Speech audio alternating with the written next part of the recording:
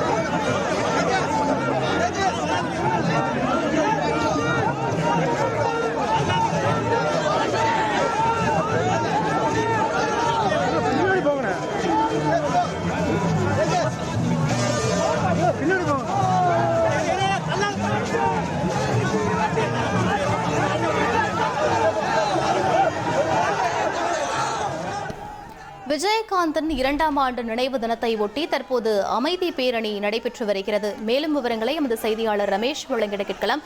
ரமேஷ், எங்கிருந்து எங்க வரைக்கும் இந்த அமைதி பேரணி நடந்துட்டு வருது? இதில் யாரெல்லாம் பங்கேற்று இருக்கிறார்கள்? கள தகவல்களை பதிவு பண்ணுங்க ரமேஷ்.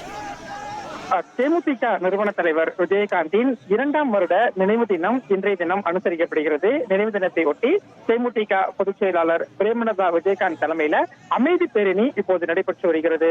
தேமுதிக பொருளாளர் LK சுதீஷ், துணை பொதுச் செயலாளர்கள், மாவட்ட செயலாளர்கள், தேமுதிக தொண்டர்கள் அப்படின்னு சுமார் ஒரு ஆயிரக்கணக்கான பேர் இந்த பேரணியில பங்கேற்றிருப்பதை பார்க்க முடிகிறது. ஏற்கனவே கடந்த வருடமும் 1ஆம் ஆண்டு நினைவு தினத்தை ஒட்டி அமைதி பேரணி அப்படிங்கிறது நடைபெற்றிருந்தது.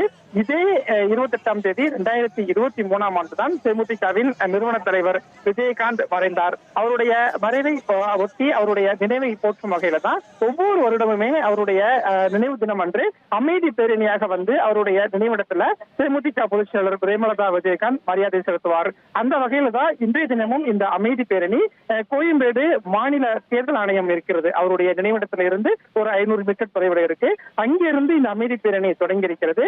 இன்னும் ஒரு 10 நிமிடத்துல இந்த அமைதி பேரணி விஜயகாந்தினுடைய நினைவிடம் தேமுதிகவின் தலைமை அலுவலகத்தில் இருக்கு. அங்க இந்த அமைதி பேரணி நிறைவடையும். அதற்கு பிறகு தேமுதிகவின் முக்கிய தலைவர்கள், தொண்டர்கள் அஞ்சலி செலுத்தவும் இருக்கிறார்கள். காலை முதலே பல்வேறு அரசியல் கட்சி தலைவர்களும் தேமுதிக நிறுவன தலைவர் விஜயகாந்தின் நினைவிடத்துல மரியாதை செலுத்திட்டு வராங்க. பாஜக மாநில தலைவர் நயினார் நாகேந்திரன், மத்திய இணையமைச்சர் எல் முருகன், பாஜகவின் மூத்த தலைவர்கள் தமிழிசை சவுந்தரராஜன் உள்ளிட்டோர் எல்லாம் நேர்ல வருகை சென்று அஞ்சலி செலுத்தியிருந்தாங்க.